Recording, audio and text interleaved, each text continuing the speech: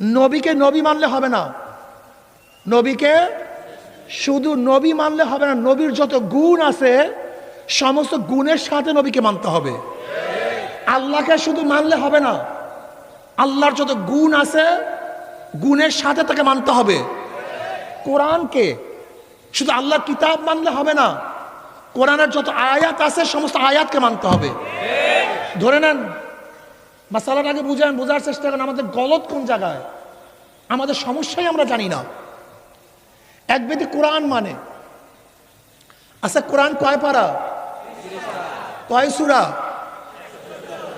এখন কেউ যদি বলে আমি কোরআন মানি ৬৬৬৬ বা কম বেশি, এই আয়াতের মধ্যে একটা আয়াত আমি মানি না, কয়টা আয়াত? জোরে বলেন। আল্লাহ মানসি কি মানে নাই? রসুল মানসি কি মানে নাই? কোরআন মানসি কি মানে নাই? কয়টা আয়াত মানে নাই? ছোট না বড়? ছোট্ট একটা আয়াত মানে না, ছোট্ট একটা আয়াত। ইমানের অবস্থা কি? কথা কয় না।